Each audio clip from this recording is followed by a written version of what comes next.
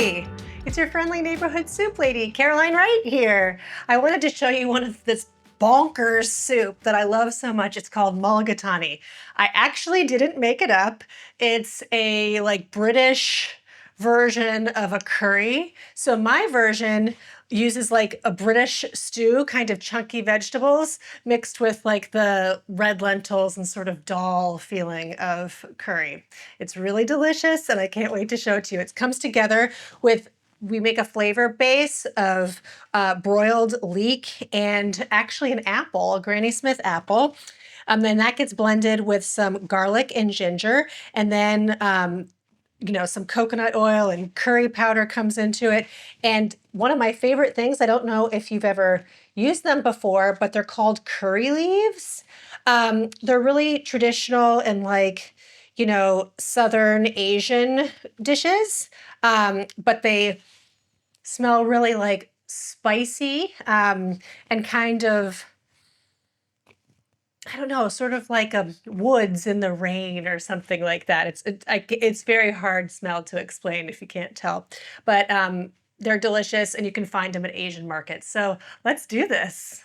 So this is how the leek and apple come into play. I just cut the leek lengthwise, removed the dark greens, and then cut it into like 2-inch pieces.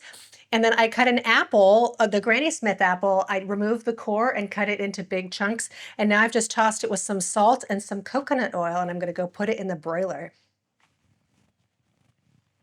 So this is what we're talking about here. This is some broiled Granny Smith apple and the leek in the coconut oil and some salt. Now all I do is go blend this up with some ginger and garlic and some water to make the flavor base. Be right back. So I just blended this leek and apple mixture with some salt, pepper, and some water, and now it's just nice and smooth.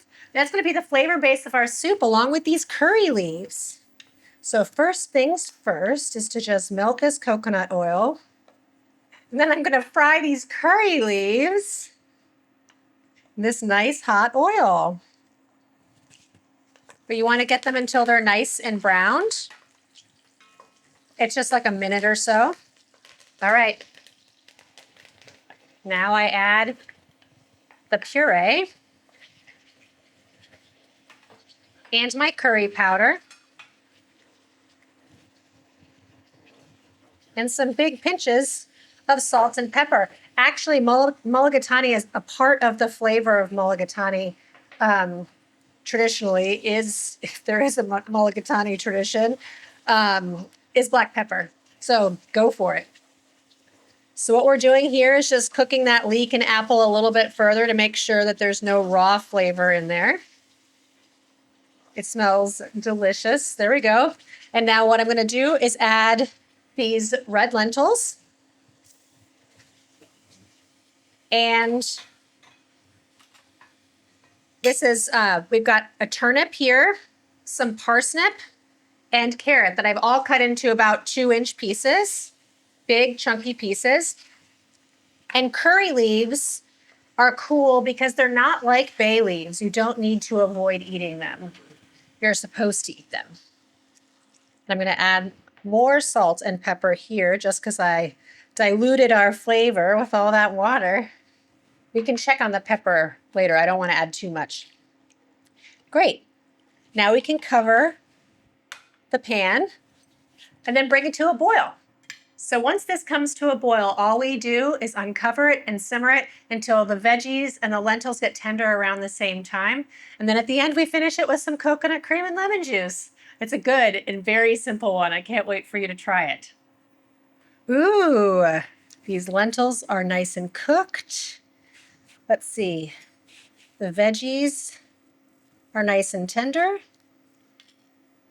but not like, they still have a bit of bite left in them. You can tell by how fast they fall off the knife.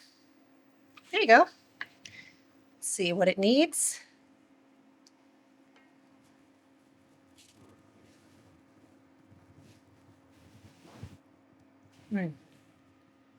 Really good. But before I season it finally with salt and pepper, what this gets is coconut cream. I love to use coconut cream from a carton. It does come in a can, and if you do use the stuff from the can, just make sure you use the like thick, like the dense part of it, not the watery part.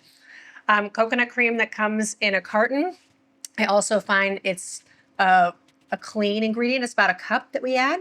I can sort of judge it by color. It's delicious. It is just so great. So it should be kind of, it's really to taste, but I suggest a cup. And then you add a nice bit of lemon juice, about 2 tablespoons. So I'm going to squeeze both halves of these lemons in here. All right. So good. Here we go. It's all done, mulligatawny.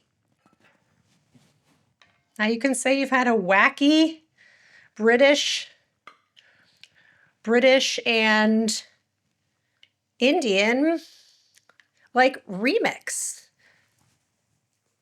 So this recipe is mulligatawny. It's from my second soup book called Seconds. It's available online at my local bookstore, and you can get it online at booklarder.com. So I hope you'll pick it up along with my other book, and then you can join me here every week and make all the soups I make for Soup Club. Also, don't forget to like the video here on YouTube. Thanks again. See you next week.